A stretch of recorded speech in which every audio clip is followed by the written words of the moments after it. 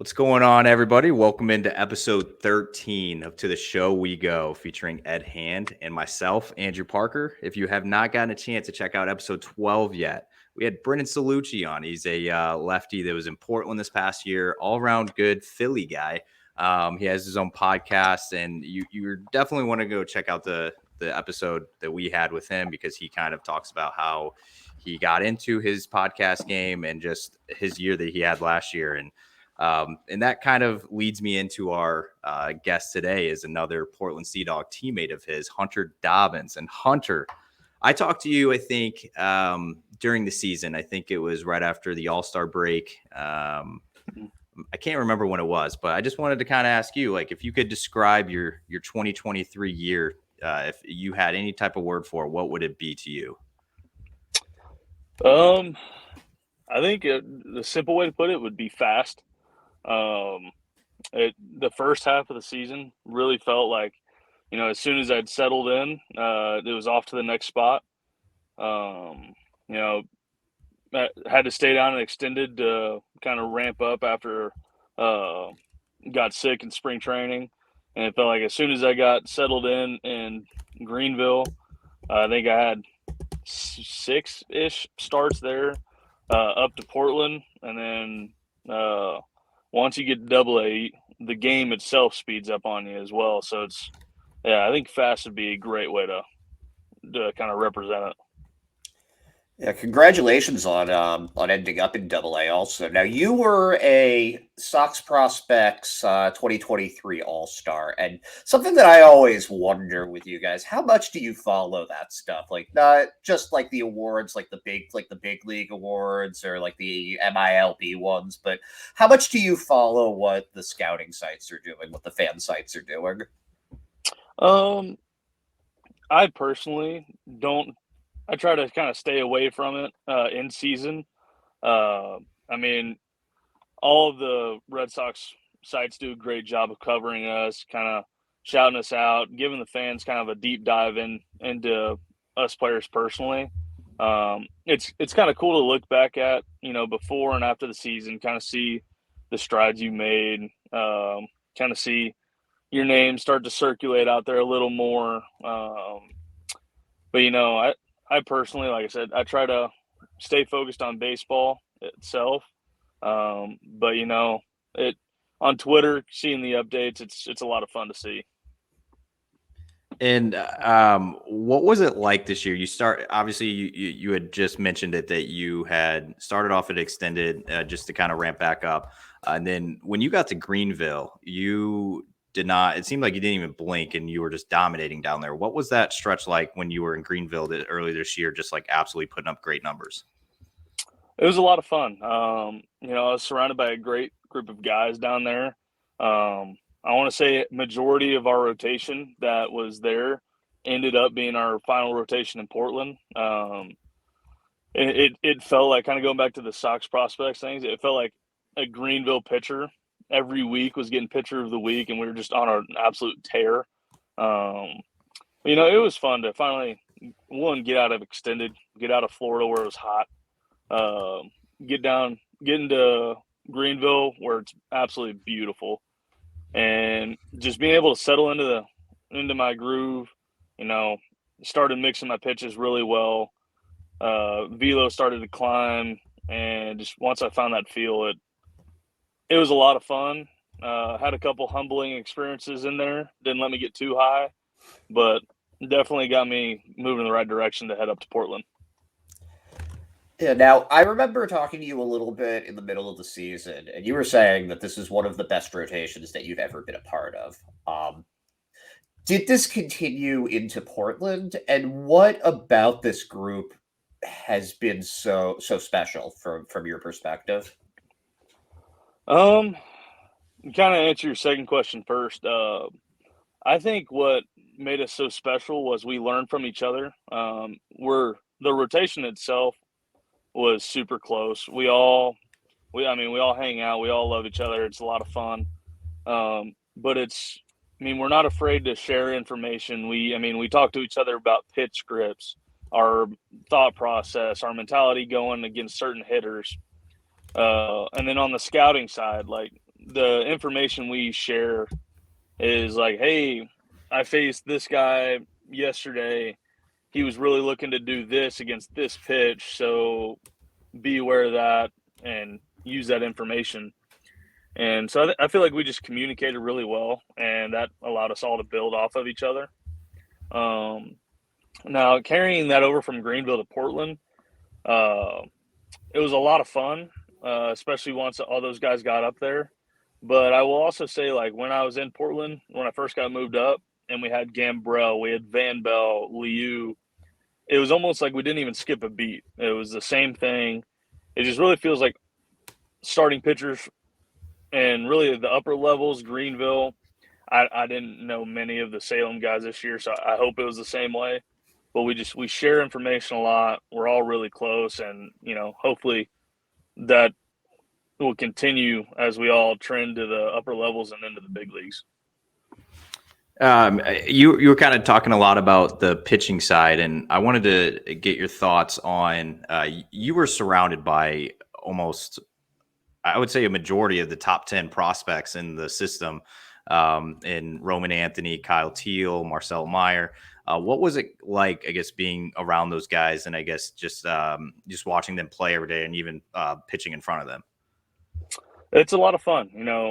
Pitching in front of them is one of those, you look around, you see Teal behind the dish, you see Hickey behind the dish, you see all those prospect guys behind you, and you're like, man, like, I kind of want to let them try to hit it and just see if they can actually get it past our guys, because I don't think they can. And they're all great guys too, great guys to be around in the locker room. We have a true family feel, which I feel is kind of rare in minor league baseball, because you're all fighting for the same spots. You're all trying to, you're fighting for that promotion.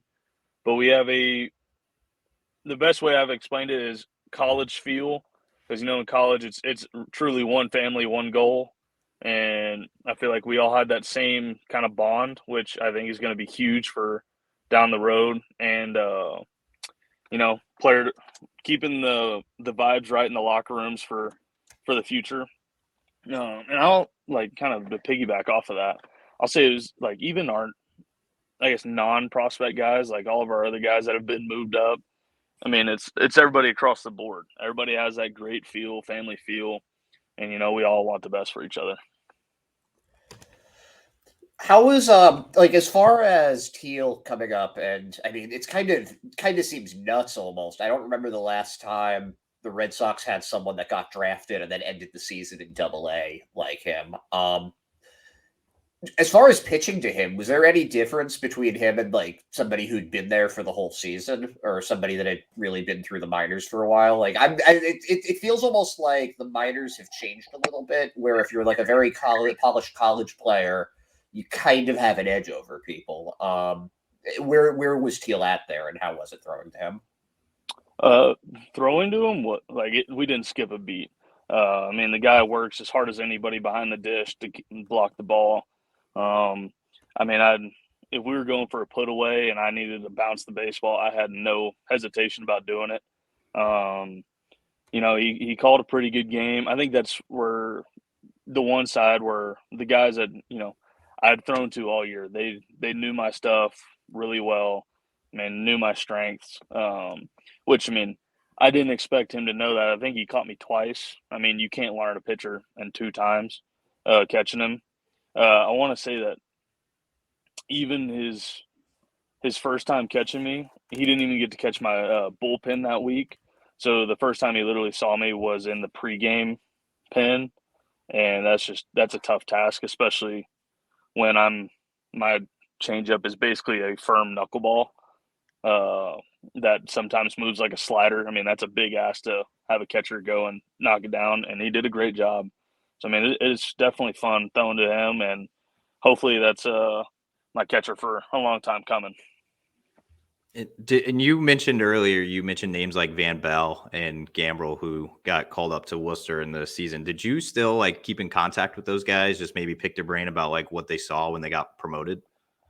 Yeah. I talked to Gambrell quite a bit. When he was rehabbing with his heel, I was doing my TJ stuff, so we got pretty close.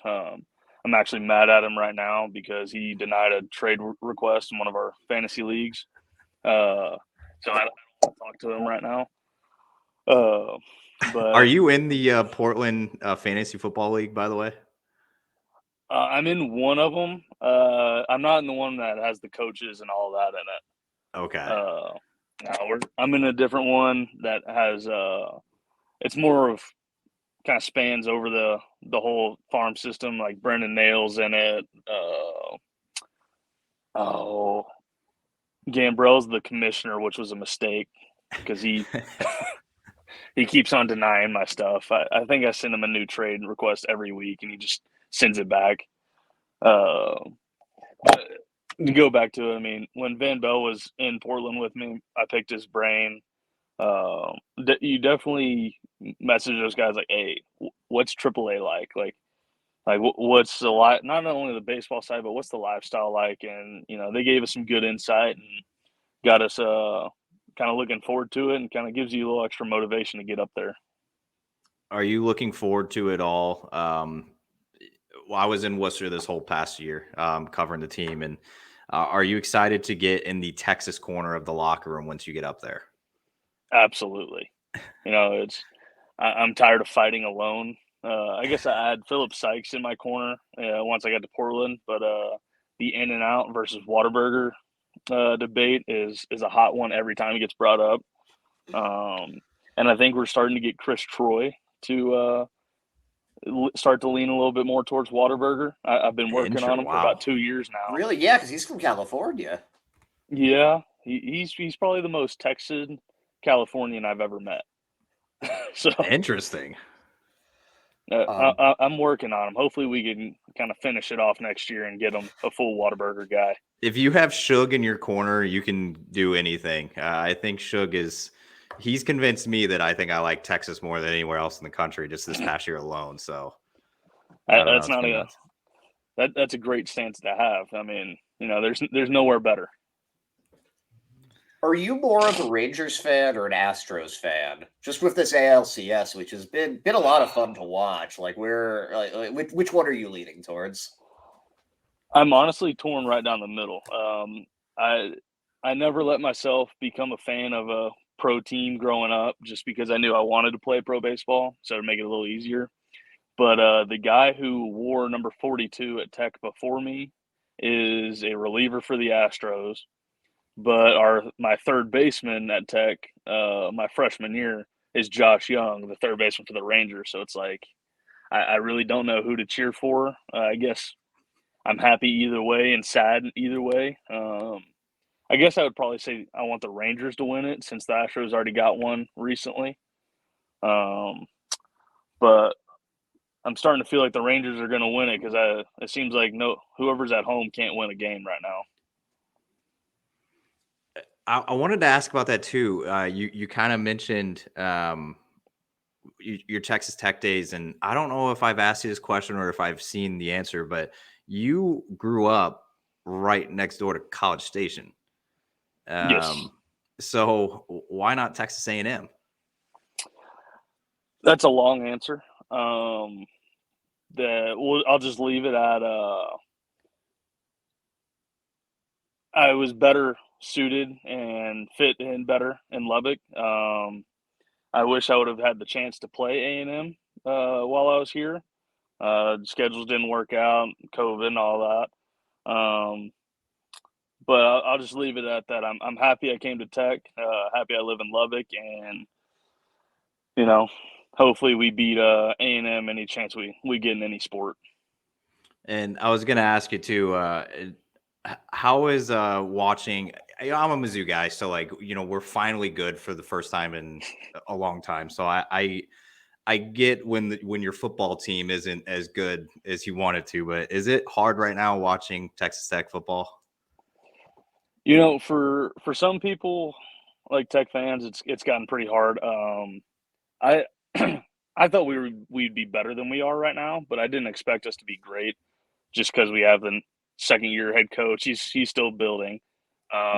Plus, whenever your starting quarterback goes down to a broken leg, then your backup quarterback that's starting to play well, he goes down to hurt. Gets hurt. it's tough to win. So I take it with a grain of salt, and I still watch the game, still support them, but basketball season's around the corner, so we'll get excited for that. Yeah, so going back to we were talking before that you had Tommy John a couple of years back, and it's been 2 years now. You came into this season pretty fresh, and it seemed like you were going 7 innings a lot of the time, 6 innings, 7 innings every outing. How's your arm feeling now, compared to even like before the surgery? How was the fatigue come the end of the season? Honestly, it feels great. From pre-surgery, it's night and day. I'm stronger, healthier. Take shoulder stuff a lot more serious. Um, a lot of arm farm days, getting some meat on the bones, getting ready. Um, but like, I'll remember going back to even after the last game of the year, I was talking to our pitching coach in Portland. I was like, I feel like I got plenty more in the tank. I was like, obviously mentally you're kind of beat down, you're wore down, you're ready to go home. Because playing that many games for the first time in my career, it was a long one, but arm and body wise, I felt like I was good. I was ready to go.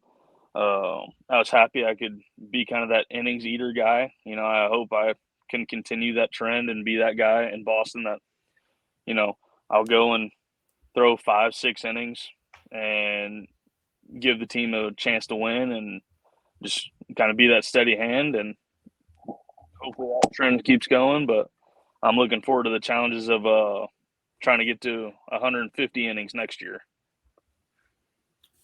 I'm kind of switching topics here. How close are you in your draft class to this day? Oof. Like, how close am I to those guys? Yeah, like, do you guys still talk all the time? Like, do you still have some group texts with the guys? So I'm not a group text guy. As soon as I get put in one, I leave it. But yeah, I'll still reach out to all the guys. I still talk to like Kier. I'll talk to Tyler Miller every now and then. And then it honestly helps that a lot of our draft class is in AA and was in Greenville. I'll say that 21 draft class, I think as a whole, we're all still really tight. Yeah, I kind of noticed too, and I think I may have wrote something on it when Nico got called up to Worcester this year. He was the first one out of that draft class, and I was kind of looking at him like, all these guys are like right here in Portland for the most part. It's like these guys are all going to be probably in Worcester at some point next year. So it is kind of cool to see that you guys have all you guys are almost all at the same level. I think you're probably just missing like 2 guys right now, but it has been cool compared to some of the other draft classes, just how most of you guys are still together and you're probably going to come up next year. So that is strange though. You're not a group text guy, just too many notifications or what? I think it goes back to like even my high school days. It was, I'm not a big group of people person. I have my 1 or 2 guys that, I'll be in a group text with 2 or 3 others. But when you start throwing in 15, 20 guys and it just blows up the phone, I immediately leave. It's just, the notifications aggravate me. And I've even tried like silencing it and going back and reading it later once they're done. But you look at it, it's like 120 messages, and you're just like, no, I'm not a reader. I'd rather just leave. Yeah, I totally understand that there. I like my phone for a while for whatever reason. I couldn't even get group texts. And if I tried to reply to it, it would just be to like one person and no one else in it would get it. So I gave up on those kind of a while ago. But totally different topic here. You get to see a lot of pretty good relievers there in AA. We were talking about Brendan Salucci earlier, but and Christopher Troy, but there's also Alex Hoppe. You got Luis Guerrero there as the closer for most of the season. Ryan Zeferhan, Ryan Fernandez. Who do you think of that group? And this is ignoring all of the intangibles. Who has just the nastiest pure stuff of the relievers that you got to work with this season? Just pure stuff, I'd probably have to go with Guerrero. That splitter of his is absolutely insane. To go with the 100-mile-an-hour fastball, and then he's starting to figure out a slider that's just absolutely nasty. It's so like pure stuff. I'll go with him, and then honestly up there, kind of a guy that's kind of under the radar, but like he's Mr. Consistent and his stuff is pretty good. Is Dylan Spakey? Yeah, he had very under the radar good season.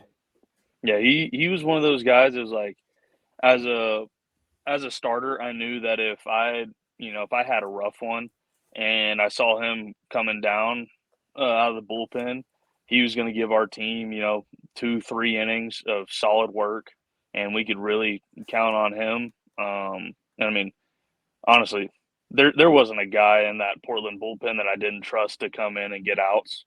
I mean, that's if I had two, like first and second, one out, and I get pulled, I trusted every single guy in that pen to come and get me out of it. But I'd say he's kind of that guy that surprised me and was a lot of fun to watch. Are you keeping track of any of the your current teammates in the AFL right now? I've seen Troy's stuff a couple times. I haven't been keeping up as much as I probably should. I've been trying to kind of unplug from baseball other than the playoffs, just for a little bit, just because, I'm hitting the weight room hard right now, still throwing a little bit, but I know here in a couple weeks it starts to ramp back up. So been trying to unplug while I can. Do you? What are your off-season plans? Just aside from just like throwing, and like keeping the arm in shape and hitting the weight room, like what are you going to be up to? Really nothing. Just at home, enjoying time with the wife, giving some pitching lessons here and there, helping with some high school teams and some travel teams out here. But just trying to relax, playing a lot of golf, get the body and the mind right to hopefully make a big league push next year. Well, I have I'm going to go non-baseball here for a second. It's one of Ed's favorite segments that I do. It's just a very random consortment. Like my brain, I'm like, if I'm going to talk to him, I want to ask him these questions just because I will never know the answer otherwise. So there's no wrong answers unless you're a few of the guys before you that I think Bradley Blaylock may have messed up. And I'm going to ask this question to everybody now, Ed. I have to. Just because I know which one you're talking about. Exactly. Everybody has a strong opinion on it, and I'm curious to see what now our first Texas guy we've done this offseason. Is it Chipotle or Moe's? No. Close. You're close. It's well, what is your answer for that? Oh, Chipotle. Okay. Chipotle, 1,000%. 100% agree with you there. I feel like nobody would say Moe's though, right? Like I feel like that's not like a. You'd be shocked. You'd be shocked. Okay. I'm surprised. Maybe controversial opinion here. I'm surprised people like Moe's. So I'm right there with you. It feels like bargain bin Chipotle. That's it's like Walmart brand or something. Exactly. Yeah. I've never met anybody that's told me that Moe's is their favorite compared to the two, so I didn't even have that question down, to be honest. But the first one is controversial because I've heard different answers. But what's your favorite fast food chicken place? Have y'all ever had Chicken Express? That's a new one. I have not. I'm not sure if it's Texas only. I think it's just kind of southern. But it's Chicken Express. They have sweet tea that the best way I've heard it put will put you in a diabetic coma, even if you're not a diabetic. It's definitely the sweetest I've ever had in my life, but it's amazing. Have you ever heard of corn nuggets? This is something new to me. I think I've had those before. It's like cream corn, and it's kind of fried on the outside. It's amazing. But yeah, I've never heard of it. Chicken Express. Chicken Express. All right. Yeah. It's only been between like Chick-fil-A, Zaxby's, which is my favorite, but Cane's is also a good one. I feel like a lot.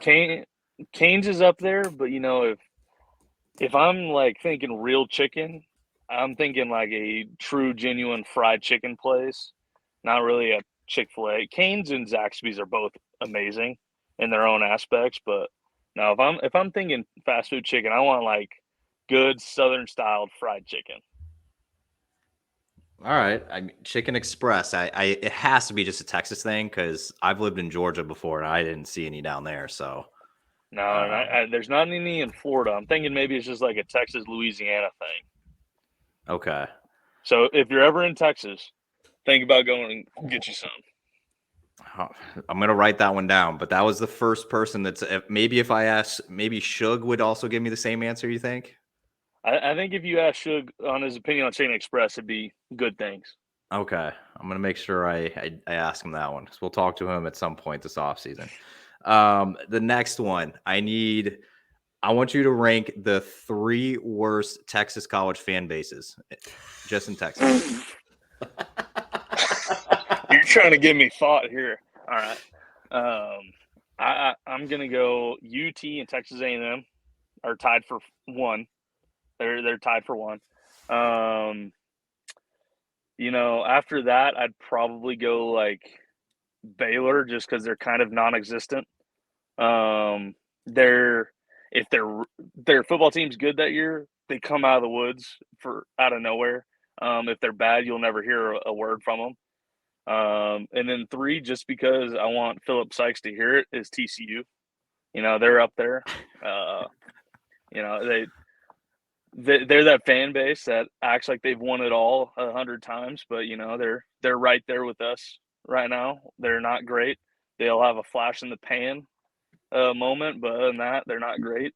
But the best is by far is the Red Raiders. Even when we're terrible, we're passionate, we're still going to let you hear it like we're in first place. And we're just you can't match us. I am surprised about the TCU thing. I feel like I never really hear much about like I mean, obviously they were good at football like a few years back, I feel like, but yeah, I know obviously shout out to Philip Sykes there, but It's honestly kind of an under the radar rivalry that's kind of sprung up the last few years, and I think it started with baseball because TCU and Tech were kind of the top dogs. Then it carried over to basketball, and it's pretty 50-50, I feel like, in football. So I mean, it just kind of carried over. But yeah, it's a budding rivalry, and I think it'll be fun. can I get the quick thoughts on Oklahoma and Texas leaving the Big 12? What do you think about that? Are you like, good riddance, or are you kind of like going to miss the rivalry there? Good riddance for Texas leaving. They don't deserve it because they couldn't even win in the Big 12. OU 1000% deserves it. They've been dominant for a long time. I'm actually excited to see what they do in the SEC. I'm kind of a boomer Sooner fan, just from the kind of when I was growing up. Went to a few of their baseball games, stuff like that. But yeah, Texas, I can't wait to watch them get absolutely curb stomped every year by everybody. They don't deserve it, but they're somebody else's problem now, and so good riddance. I feel like I'm not going to clip any of those because I don't want to trigger any of there's Longhorns people everywhere, man. It's Do it. I'll take them on any day.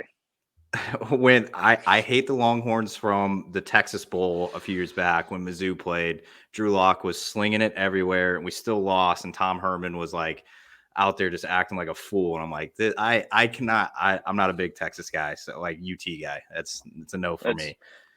I'll put it this way: Texas and Texas A&M are up there on my pedestal with the Yankees on how much I dislike them. Like, wow. Those are the 3 teams that I just cannot stand. Okay, so I need to make sure I don't tell Shug that, but then I'll say, hey, the Chicken Express thing. We'll keep the UT stuff out. It's funny because like there's a lot of guys I know that have played at Texas, and I love them all, and I will tell them to their face that I cannot stand your university and most of the fans. Now, every fan base has that group of great people, but just overall, they're up there. I just can't do it. Hey, people don't understand that in the Northeast. Like, there's not like that college, like big rivalry. Like you have like Boston College, but then I guess like for hockey, they do that, but for football, it's not a thing up here. So it's always nice getting to talk to guys down in the South that are like, this is what we breathe, you know? Yeah, it gets petty down here too.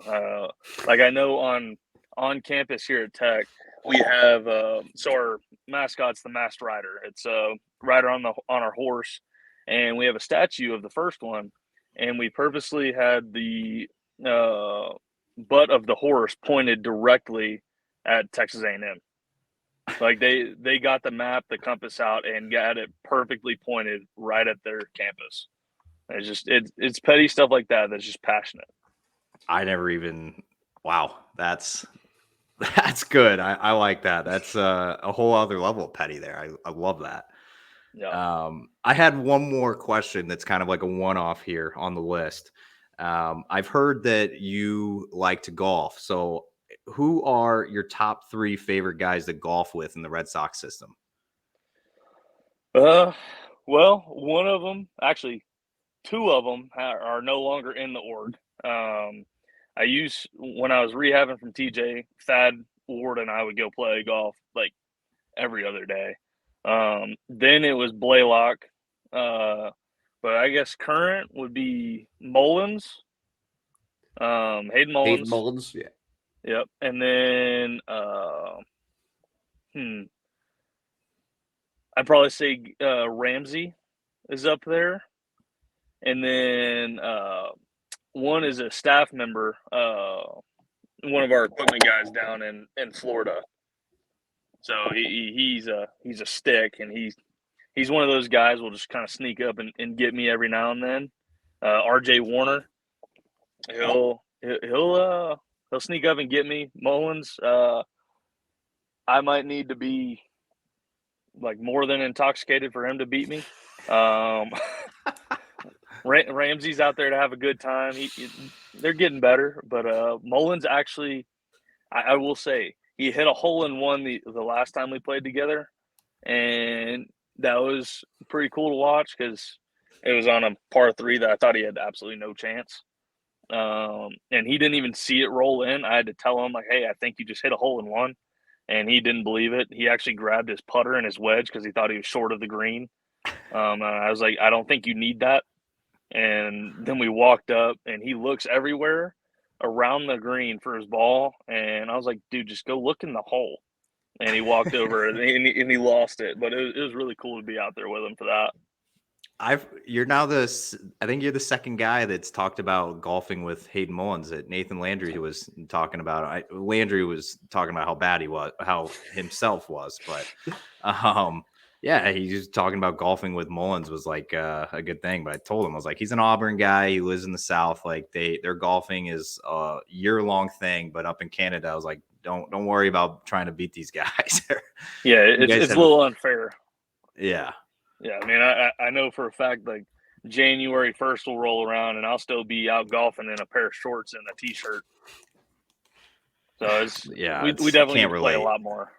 Yeah, I will say you're gonna fit in very nicely in the Woo Sox locker room. There was a pair of clubs every day. It seemed like over the summer. Brendan Nail was like showing off his new clubs up there.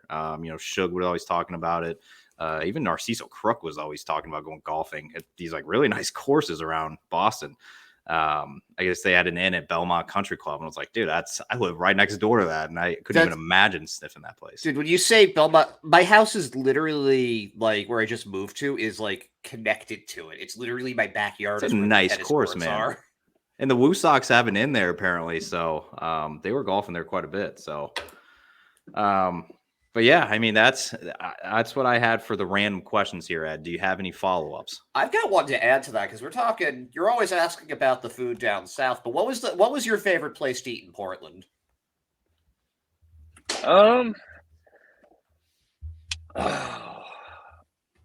That's a tough one. I love the porthole. Breakfast, dinner, everything was great. There's one lobster place up there. It starts with an L. I can't remember the name of it for some reason.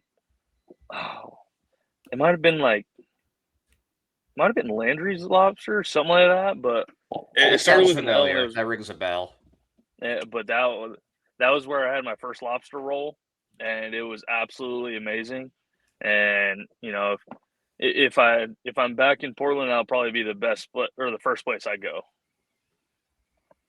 I'm gonna have to make a note of that one. I think I've been to a few of them down there by the water, but my fiance is always talking about High Roller, but there's always like a line that's like 40 minutes long there, so they don't take reservations. Yeah. Like, come on. No, first come, first serve. Yeah, no, it's legit. It's like I did have one for you actually. I wanted to ask because I grew up in St. Louis. We're pretty good barbecue place. What is your go-to like barbecue meat of choice? Oh, brisket. Okay. Yep. Yeah, I feel like if you don't say brisket, you're wrong. There. Yeah, it's brisket all the way. You got to get a pound of brisket with a pulled pork sandwich with, I mean, you can go so many different sides, but that combo is just unmatched. Yeah, I need to try Texas barbecue in my lifetime. I don't think I've ever tried it yet. I grew up in St. Louis. It's like we had decent. Yeah. If you haven't had Texas barbecue, then you haven't had good barbecue. Oh man. Dude, you gotta. St. Louis is actually. I don't defend St. Louis very often, but I will say their barbecue is pretty up there. Them in Kansas City, man, it's pretty good. Kansas City, and I've heard good things about St. Louis barbecue. Never had it. I've had Memphis barbecue, and it was pretty good. I mean, it's not Texas barbecue. If we have one a place right outside of Lubbock up here that's like one of the best places in Texas. It's called Evie Mae's Barbecue, and there's always a line out the door, and it's just they cook it to where it literally melts in your mouth, and it's just amazing. I picked the wrong day to wait on lunch. After this, I'm supposed to have dinner with my parents tonight, and I'm just like, man, do I stop somewhere on the way there and just get some brisket and pulled pork? Because I'm pretty hungry now. I was gonna say you've gotten the chicken talk and now the barbecue talk. Yeah, no, it's not. It's you guys are torturing me a little bit here. It always resorts to food, man. It always does. I don't know. I have a baseball question for you, if you don't mind. Of anybody that you played with this season, you're pitching, you throw them a splitter or something, and they hit it. Who do you want them to hit it to? Oh, that's a tough one. All of the above. Defensively, I'd probably say, oh man, that's a tough one. You can't go wrong with any of our outfielders. I'd probably say Philip Sykes as an outfielder, because that for a while that guy was a walking highlight reel. Oh my god, yeah, that catch that was on SportsCenter that he made was nuts. Yeah, I just feel like if they hit it to him, there's a good chance it's going to involve him laying out in some way or robbing it. If we go infield, I'd probably go Chase Mydroth, just because same thing with him.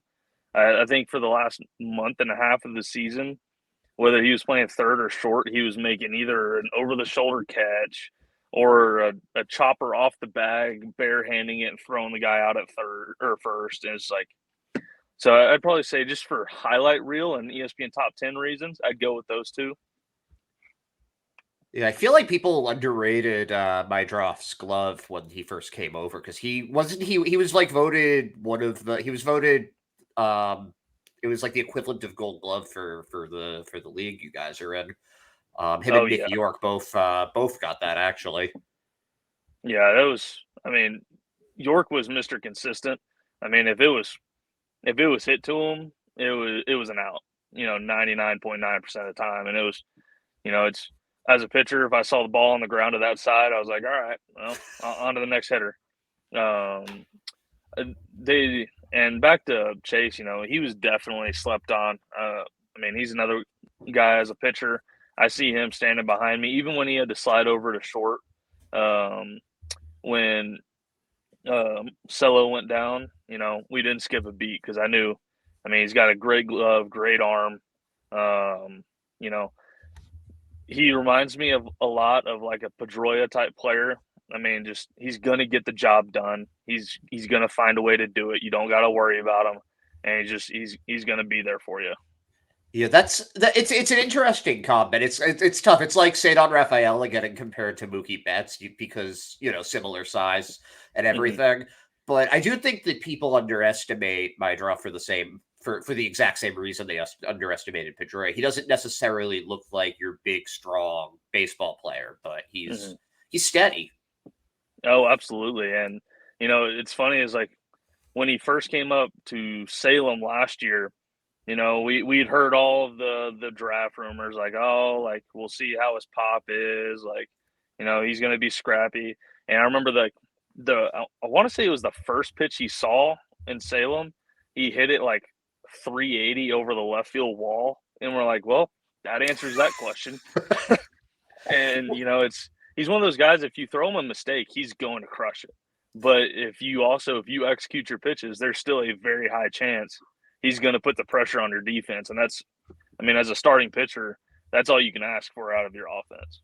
You don't hear a lot. Does he have that like chip on his shoulder that Pedroia had, or is he more of like calm, cool, and collected? I would say personality wise, he's more calm, cool, collected, but you can tell he has that chip on his shoulder with his work ethic, the way he goes about the game. Like, he's not going to be as intense as Pedroia was, but he's going to hold you accountable. He's going to push you, and you don't have to worry about him skipping out on anything. He's putting in the work, and he's going to be ready. Ed, I don't know if we've taken up 42 minutes of Hunter's time here on a football Sunday, so I definitely want to get you back, to watching the games and everything. I guess my final question is like, I get why you're a Chiefs fan, but why? So you're just not a Texans fan at all?